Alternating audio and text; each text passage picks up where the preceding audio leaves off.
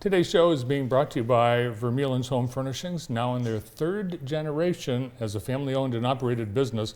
Vermeulen's takes pride in helping people furnish their homes with comfortable, brand-name furniture at affordable prices, and they've been doing this since 1925. Wonderful family business. Their home furnishings showroom right here in Jackson features room-like settings so you can see, touch, and experience the styles, fabrics, and colors that will add years of enjoyment to your home. Visit Vermeulen's on West Michigan Avenue in Jackson. Wonderful. Well, this morning we have Dr. Sharon Rouse, DO, Director of Medical Education at Henry Ford Jackson Hospitals. Very good. Yes, so we have a new name, some new programs, and you're going to educate us on that. Thanks for having me today. I appreciate it. Thank you for being here. Good.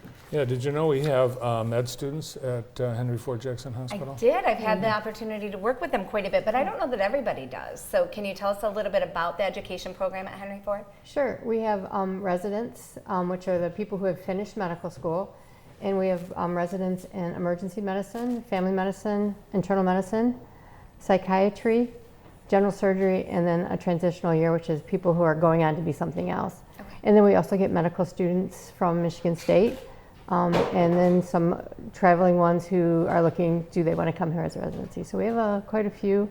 Overall, we have about 120 some residents right now. Wow. Oh my gosh, where do you keep them? All over the hospital. Yeah, and all over town into the community too, yes. So these residents, when they come, they're here for, is it 3 to 5 years depending on their specialty? It depends. They're 3 to 5 years, 3 years for family medicine, internal medicine, 4 for emergency, 5 for surgery, and 4 for psychiatry. Okay. So. And this is such a wonderful thing for our community because we're bringing people here from all over the world, really, to live in Jackson for 3 to 5 years. And then you have new ones coming in every summer. Last week, right? July 1st is their official first day of work in the hospital. We started orientation the end of June. Last year when we graduated residents, they were from all over the country, from California to New York and everywhere in between. And we had 6 different countries represented also. Wow. So pretty much the same this year that we brought in, a little bit from everywhere. It's a great influx of people to our community. Yeah, and it's noticeable. You see all these new faces all over town all of a sudden. Where do they sleep? Do they sleep in the stock rooms? No, actually, we do have sleep rooms for where they have to spend the night, but quite a few of them, especially their first year, they live right here in Jackson. They look for apartments and houses. Quite a few of them, especially the surgeons who live here for 5 years, actually buy houses and contribute to the community.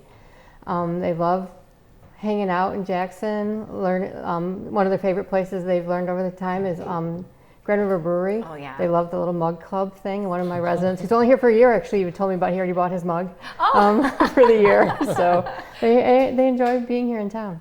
Yeah, that is wonderful. So we are now officially a teaching hospital. What does that mean for the doctors and nurses and the support staff that are permanent here at the health system?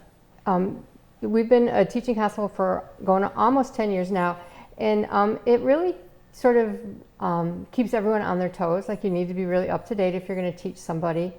It also gives you the opportunity to share your experience. I love teaching the residents. You get to share what you know. You get to learn what they know. There have been times I'm like, oh, I got to go up and look that up. I don't know that, because they're much more current. I graduated over 20 years ago, so it's different. And I think especially the nursing staff gets to share their expertise, and they really enjoy that ability to shape how doctors behave and learn. So I think it's very good for all of them. Is it like on Grey's Anatomy? We are not Grey's Anatomy.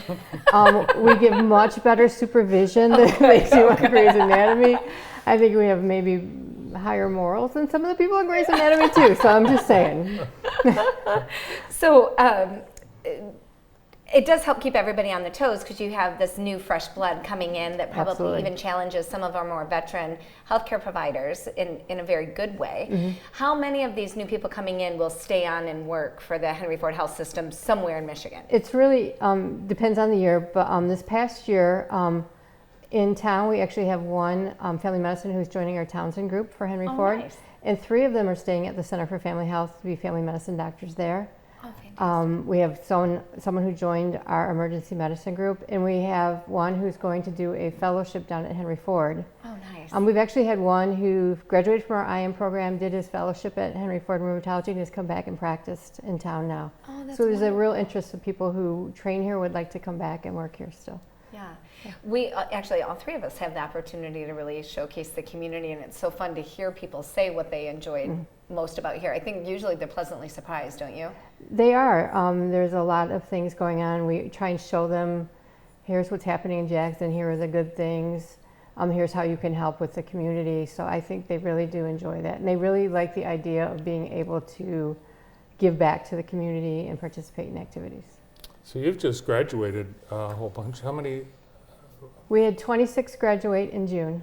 So, and then our 10 one-year transitional years also finished. We get 10 new ones every year for that group. But so we had 36 new people start on July 1st. Well, they're grateful for the experience. It's also good for the hospital. You've got gratitude to these doctors, these freshly minted doctors as well. Yes, it's hard. I mean, they work a lot of hours. They work up to 80 hours a week. Wow. Every week for however long they're training.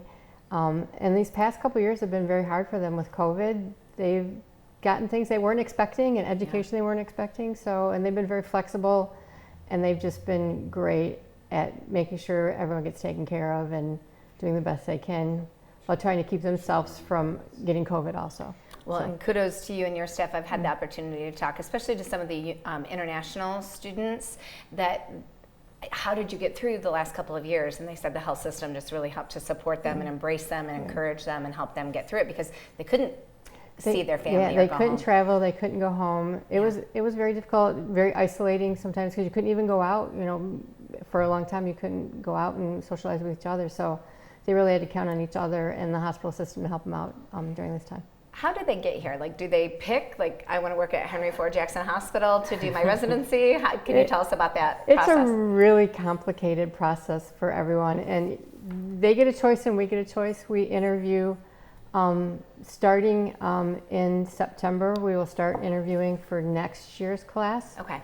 And we interview hundreds of people, and they make a list and it gets put in, and we make a list and it gets put in, and they match those lists up, and hopefully you get what you want. So they don't know, we will all know in March where they're going. And then they scramble for the next couple months to figure out where I'm living, how I'm getting there, and what I need to do to get there. Very nice. It's neat as a patient, you know, if you're there for, are you getting a There is message? an emergency, a weather advisory. Oh, well, that's great. Everything's okay. The patient suddenly might be surrounded by a bunch of people attending to them. It could be scary that, oh my gosh, they've called out the cavalry for me, but it actually gives people, as a patient, extra sets of eyes and hands to help with their care. It is. There are very few patients who come into the hospital now who don't get touched or seen by a resident or a student. And you're right, sometimes it is overwhelming. We'll do rounds where there's a whole bunch of people. But it's also good to know that they're talking about your health care. What is the possibilities? What do we need to do next? What haven't we thought about? Sometimes it's that person in the back who says, hey, have you thought of this? That can make the difference. And our patients have been wonderful with our residents since the day we started. They allow them to learn, and it is called the practice of medicine because you have to figure out what you're doing, and they have been great allowing our residents to see them, talk with them, and help in their health care. So we really appreciate that. It's awesome. Thanks for all the hard work that you do to get these doctors ready to treat all of us. And thanks for coming in today. Thank you. Thanks so much for having me. Appreciate Congratulations it. on a great program. Thank you. Yeah, Dr. Sharon Rouse is the Director of Medical Education at Henry Ford Jackson Hospital. Next, we'll be talking about teeth, the dental program at Jackson College with Patricia Gunther after this.